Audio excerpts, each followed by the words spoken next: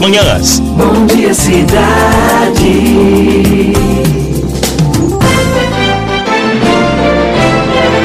Bom dia, Natal! Estamos no ar com mais uma edição do Bom Dia Cidade, nesta sexta-feira, 31 de agosto de 2018. Hoje sem Gustavo Negreiros, que foi ali a trabalho fazer uma viagem. E quem está programado para apresentar aqui o programa comigo é o jornalista Alex Medeiros, que parece que dormiu um pouquinho mais hoje. Ele até agora ainda não chegou. Vamos acordá-lo aí. Alô, Alex, estamos no ar.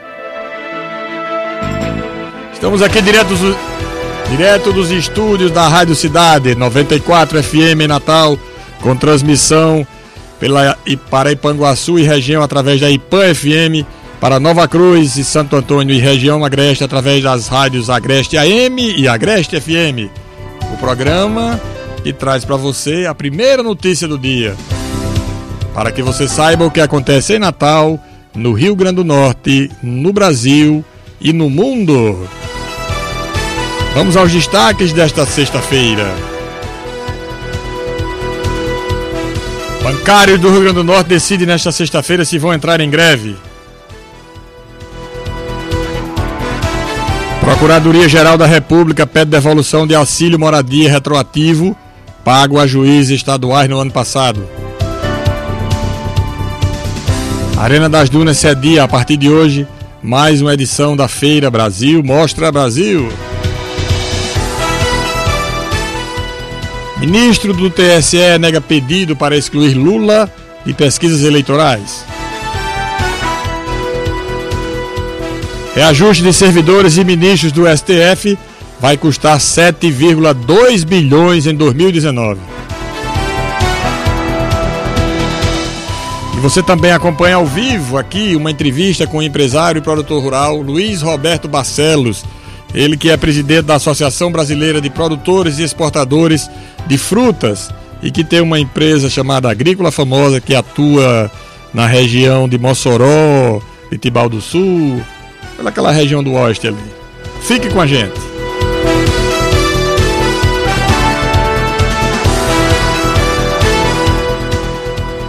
O Sindicato dos Bancários do Rio Grande do Norte realiza nesta sexta-feira, a partir das 19h30, uma nova Assembleia Geral para decidir se a categoria vai entrar em greve a partir da próxima semana.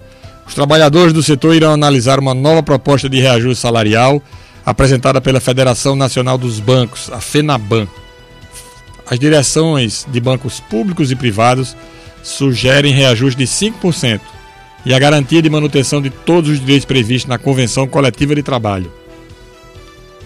A proposta foi rejeitada pelas direções sindicais de 6 estados. No entanto, os bancários de Pernambuco e São Paulo acataram as medidas apresentadas pela FENABAN e decidiram por não realizar greve.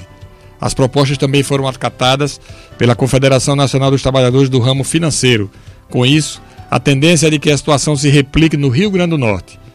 A previsão era de que os trabalhadores do setor cruzassem os braços a partir da próxima segunda-feira, dia 3 de setembro. Bom, esse tipo de greve só prejudica a nossa população, a sociedade. Não é razoável que os bancos que formam o segmento da economia mais beneficiado nos últimos 10, 15 anos, cada vez com lucros maiores, e todo ano a população tem que enfrentar a greve por conta de negociações que normalmente emperram em pequenos detalhes, em pequenos percentuais. Embora aqui esteja proposto 5% de reajuste, mas abaixo o dobro da inflação, que foi de 2,6%. Aqui de repente o estúdio encheu. Como vai, Roberto Medeiros? Tudo bom? Gustavo Negreiros, eu pensei que você estava na estrada. Eu estava, mas eu estava eu estava na estrada mesmo, mas... Você me viu alô? Aqui? Eu acho que o microfone não tá ligado, não. Tá aí, não? Tá não, peraí. Vamos tocando o barco.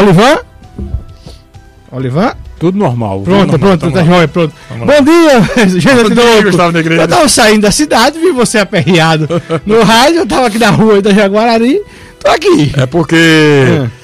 Bom, vou explicar para o ouvinte. Quem escutou desde o começo viu.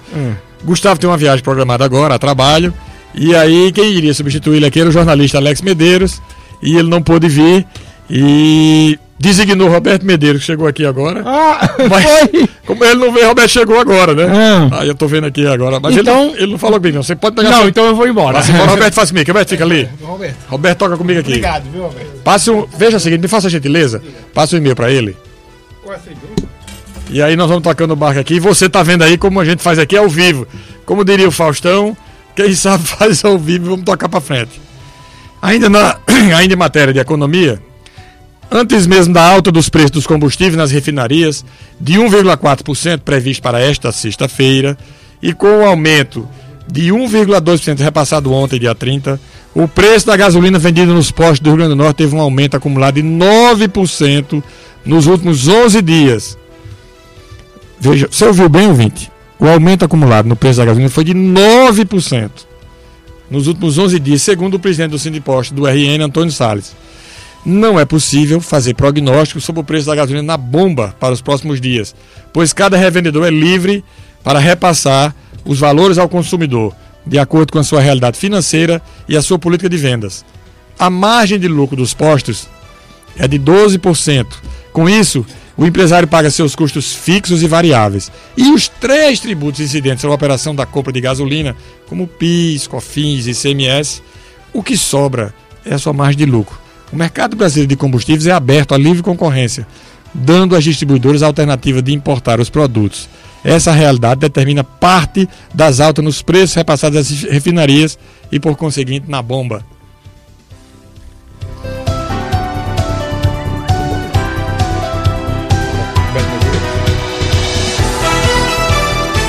A Polícia Federal prendeu nesta quinta-feira, dia 30, na praia de Búzios, município de Nícia Floresta, um publicitário espanhol de 51 anos, incluso na difusão vermelha da Interpol e condenado por tráfico de drogas.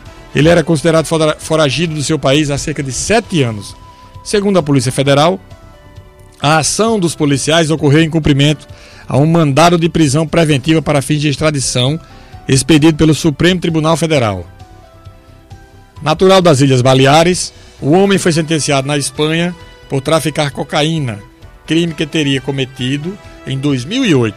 O estrangeiro permanece custodiado provisoriamente na Superintendência da Polícia Federal, à disposição do Supremo Tribunal Federal, e deve ser transferido em breve para o sistema prisional do Estado, onde aguardará o desenrolar do seu processo. Em uma semana, este foi o segundo espanhol preso pela Polícia Federal para fins de extradição e o 8º procurado pela Interpol nos últimos 5 anos. Se fosse brasileiro no exterior, você imagina a celeuma que seria, viu, Roberto Medeiros? Com certeza. Acharíamos todos. Um brasileiro foi preso na Espanha porque estava traficando cocaína. Aí você imagina a confusão que ia ser, notícia em todos os jornais do mundo. Aí é o segundo espanhol preso aqui em 15 dias. É verdade. Tem mais 8, né? É verdade. Bom dia, né, Gêner? Bom dia, Roberto Medeiros. Já aqui nos estudos, o empresário Luiz Roberto Barcelos, da Agrícola Famosa e presidente da Associação Brasileira de Produtores e Exportadores de Frutas. Nós começamos aqui com notícia, daqui a uns 10 minutinhos, 15 minutos você entra, Roberto. Com certeza. Pois é, na verdade a gente tem visto ações da polícia no Brasil, a Polícia Federal, aqui no Rio Grande do Norte, que são louváveis, claro, tem que ser feito mesmo, e isso acontece porque se a criatura lá, o sujeito, cometeu um delito e foi preso, não tem nada demais. Agora, realmente, como você disse, Gênesis, se fosse o contrário, estariam dizendo, prenderam um brasileiro lá fora. Ora, se o cara estava envolvido com tráfico de drogas, não tinha nem o que se discutir. E cocaína, né? Pois é. A Procuradoria-Geral da República apresentou parecer favorável à determinação do Conselho Nacional de Justiça, o CNJ, para que os magistrados potiguares devolvam cerca de 40 milhões de reais pagos pelo Tribunal de Justiça do Rio Grande do Norte em 2017, como auxílio moradia retroativo. Dentro do processo que está no Supremo Tribunal Federal, o Procurador-Geral em exercício, Luciano Maris Maia, pediu a revogação da liminar do relator, o ministro Marco Aurélio Melo, que revogou a determinação do CNJ até o julgamento do caso. Em outubro de 2017, o Tribunal Potiguar pagou em 2 folhas suplementares um valor de cerca de 40 milhões de reais como auxílio moradia retroativo aos magistrados estaduais, 22 desembargadores e 195 juízes. Alguns dos magistrados receberam até 211 mil reais. Conforme o tribunal, o valor fazia referência a 58 meses no período entre 2009 e 2014. Cada juiz potiguar já recebe R$ 4.380 por mês como auxílio moradia. Só não tem direito aqueles que residem em moradias oficiais.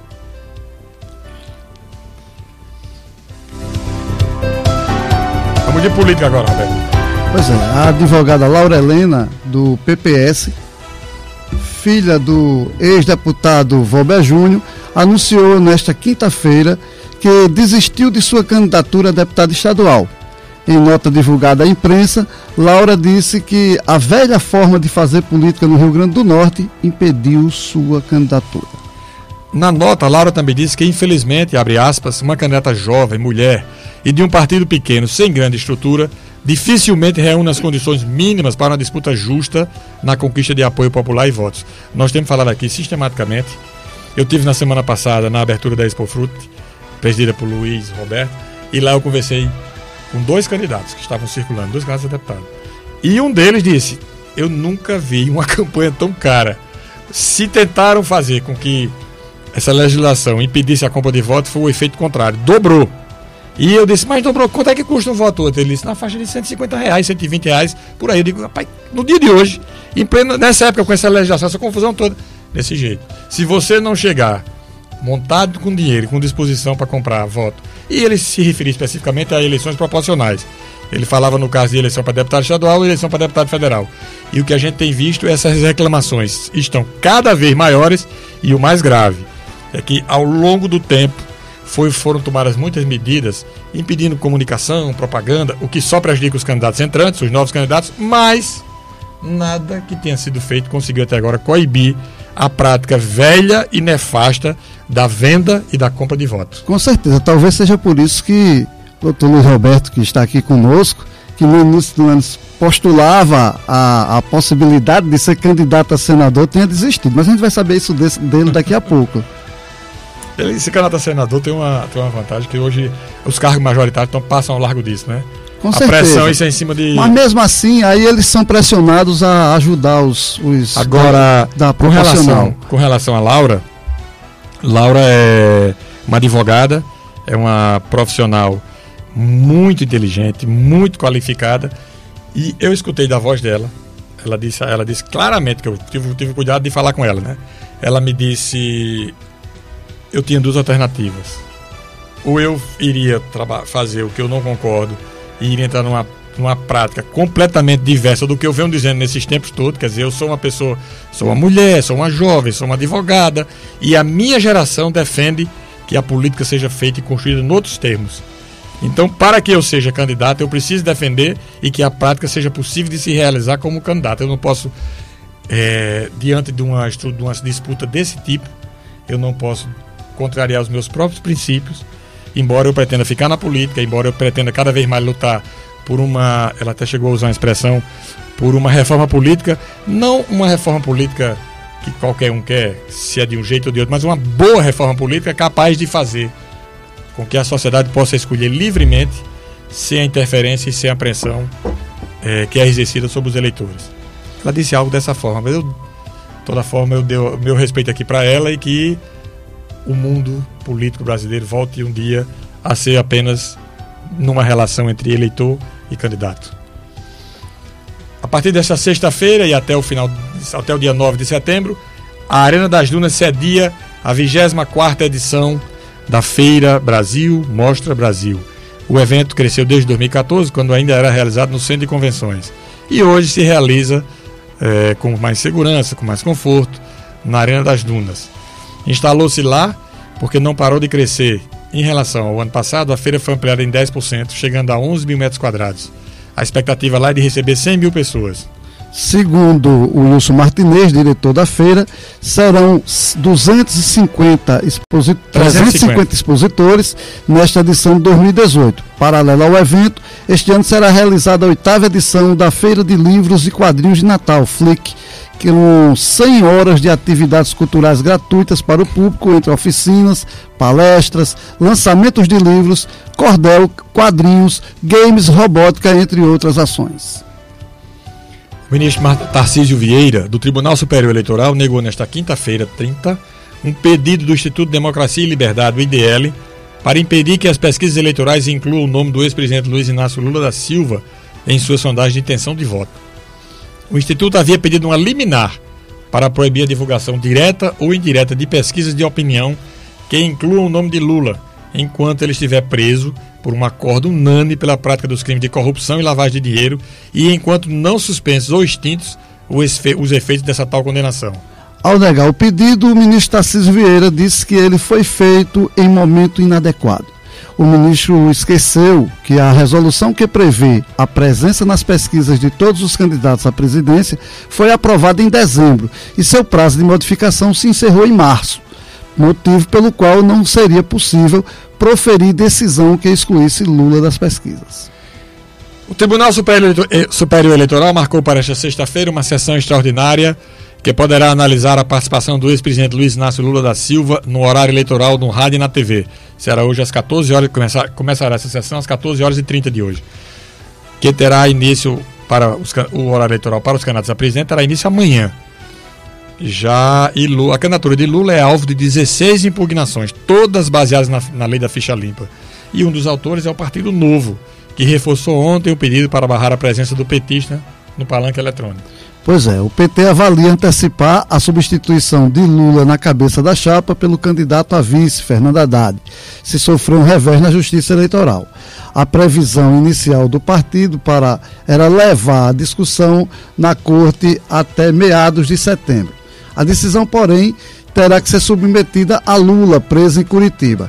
Em tese, o ministro Luiz Roberto Barroso, o relator do caso de Lula, pode levar também para julgamento de questionamentos ao registro da candidatura de Lula. Caso o TSE decida em deferir o registro, advogados do petista poderão entrar com recurso extraordinário no Supremo Tribunal Federal. Isso acontecendo, Haddad subiria a condição de candidato a presidente e aí Manuela Dávila passaria a ser a vice. Né? Isso acontecendo é o que deve acontecer. E é o que deve ocorrer, mas é nos próximos dias, né? Porque na verdade eles contavam que até o dia 17 de setembro eles utilizariam a propaganda com Lula, que é quando ele deixaria de ser candidato para que Haddad entrasse no lugar dele. Isso era uma estratégia para manter a foto de Lula na urna? Para manter a foto de Lula não, nem isso porque agora mudaria, mas para manter Lula candidato pelo menos no palanque eletrônico, certo? Porque reforçaria isso e aí no último dia, que seria o dia 17, ele apareceria dizendo um comunicado, dizendo que não poderia ser candidato e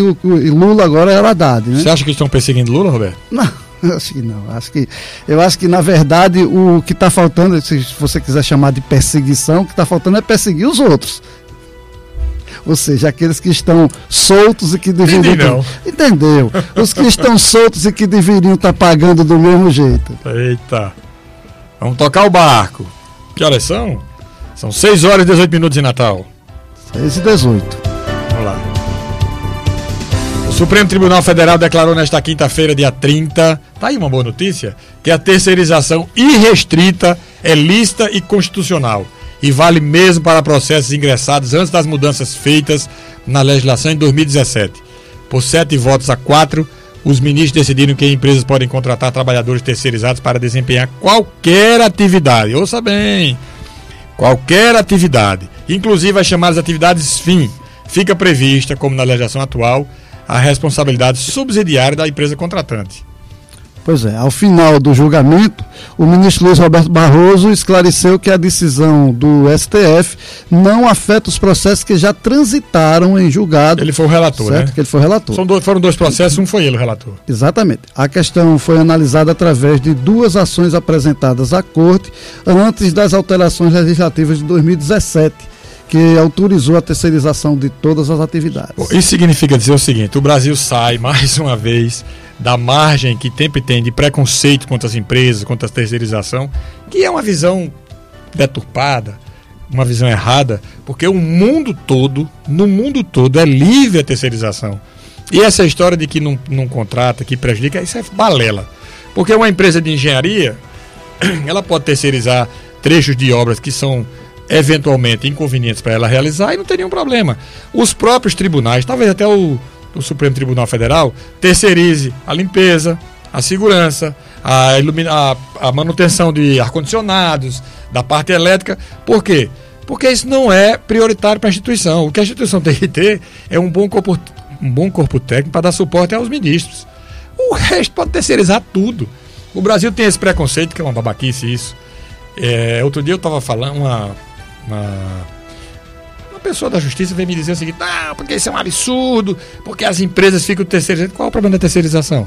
Sempre vai ter. Quando você contrata, você normalmente contrata, sempre vai ter uma empresa que contrata. Se a empresa A, uma construtora X, ela contrata uma outra construtora, aquela outra vai ter que contratar profissionais para executar a obra para atender aquela primeira. Então isso é uma besteira. O que importa no geral é você analisar o seguinte: acabou o desemprego ou continua em 13 milhões? Até baixou, está em 12 e pouco agora. Mas essa preocupação, esse preconceito é uma visão antiga, né? Tem nada a ver contra o emprego. A gente tem que ter o foco sempre. Nós batemos aqui, eu e o Gustavo aqui, todos os dias a gente diz o seguinte: o que importa é o emprego. Quem gera emprego nesse Brasil tem que ter uma estátua. A gente defende aqui uma estátua para Nevaldo Rocha. Se dependesse de mim, tem uma estátua ali para ele com 10 metros de altura. Aqui na entrada da BR para... BR, aqui para todos, aquela BR ali, 101. Com certeza. Aliás, Luiz Roberto que está aqui tem... Também merece 8 mil desempregados por aí, né? Merece uma estátua também lá em Mossoró, né? Na estrada para Tibau. Você falou Tibau do Sul no início do programa, mas é Tibau do Norte lá é Tibau só. Lá é Tibau, Pois é. Vamos tocar o barco aqui, Roberto. Vamos lá.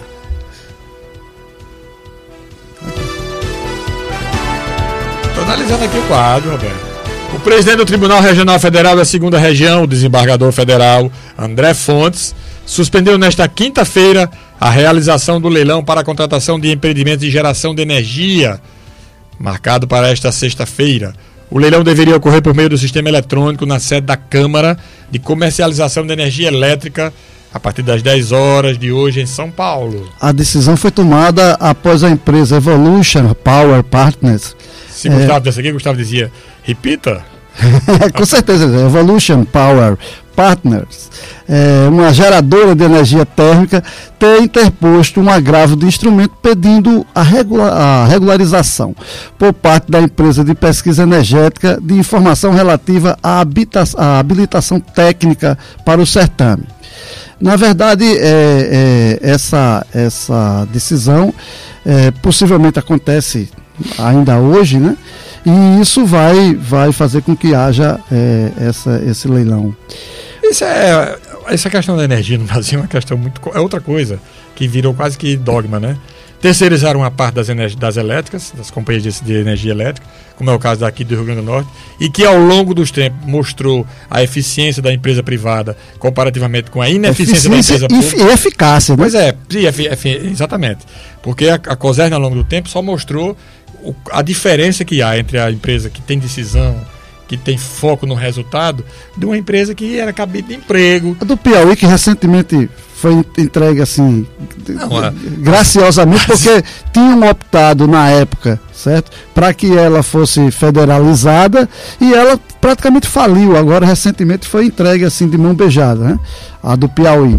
E isso por quê? Porque exatamente na hora que houve um empreendimento, na hora que o empreendedor chegou e fez o que fez aqui na COSERN, a COSERN passou a funcionar muito bem, a COSERN passou a pagar ICMS ao Estado, que na verdade na época foi vendida por 700 milhões, se eu não me engano, de dólares na época de Garibaldi, e logo depois, na segunda na gestão subsequente, que foi a gestão de Vilma de Faria, só de ICMS, naquele período a própria COSERN pagou 2 vezes o que ela tinha pago no leilão. Então o Estado só teve a lucrar, acabou com o cabide de emprego, acabou com altos salários. Era uma coisa incrível. No início da gestão de Garibaldi, ninguém queria ser secretário. O secretário da pasta, que era a pasta de infraestrutura que cuidava da COSERN, ninguém queria ser o secretário não, porque o salário era 7 mil. Queria ser diretor da COSERN, que ganhava 15, pô. Então, assim, mudou tudo, e mudou para melhor. Aí é exatamente isso, essa questão, as pessoas ainda falam, não, mas N questionamentos, mas a COSERN, por exemplo, que é o nosso caso aqui, certo? A gente só tem a elogiar. É diferente de quem, infelizmente, teve que ficar para trás, como foi o caso lá do Piauí. Só para reforçar a diferenciação entre as empresas privadas e as públicas nesse setor de energia, as empresas do norte do país são todas públicas. E há uma intenção da Eletrobras de privatizar, vem tendo sistematicamente É anunciado o leilão de privatização, aí entrou na justiça, império e tal. Essas empresas geraram um prejuízo enorme, elas tiveram um prejuízo enorme, e a conta será rateada para todos os usuários de energia elétrica do Brasil, inclusive nós aqui que não estamos no norte, inclusive quem está em Minas e quem está no Rio Grande do Sul. Isso apenas mostra que a ineficiência da empresa estatal, da empresa pública, ela é paga por todos nós. Diferentemente da ineficiência da empresa privada, que ela é paga pelos seus acionistas. Se ela tiver prejuízo, se ela quebrar, quem paga são os acionistas. E não dá nem para comparar a qualidade do serviço em que uma presta e que a outra presta. Com certeza. Vamos tocar o barco, Roberto, que daqui a pouco a gente entra com o empresário Luiz Roberto Barcelos no bate-papo aqui informal sobre os negócios da fruta Brasil afora e mundo afora. Vamos de economia agora. O impacto nas contas públicas do governo federal com o reajuste no salário dos servidores e dos ministros do Supremo Tribunal Federal vai ultrapassar os 7,2 bilhões de reais no próximo ano. Os dados são do Ministério do Planejamento. A previsão desses valores já deve constar no projeto de lei orçamentária anual de 2019, que será apresentado hoje durante visita ao Rio de Janeiro. Na manhã desta quinta-feira, o presidente Michel Temer confirmou que não pretende mais adiar o reajuste dos salários dos servidores civis do Executivo para 2020. A suspensão do reajuste para 2020 havia sido sugerida pela equipe econômica e gerada uma economia extra de 6 bilhões e 900 milhões de reais, segundo o governo. O aumento salarial escalonado foi aprovado em lei há mais de 2 anos, ainda na gestão de Dilma Rousseff. Mas 243 milhões virão do impacto que o reajuste nos vencimentos dos ministros do STF terá apenas sobre a folha do poder executivo. O impacto na despesa de pessoal vai ocorrer porque o salário de ministro do Supremo corresponde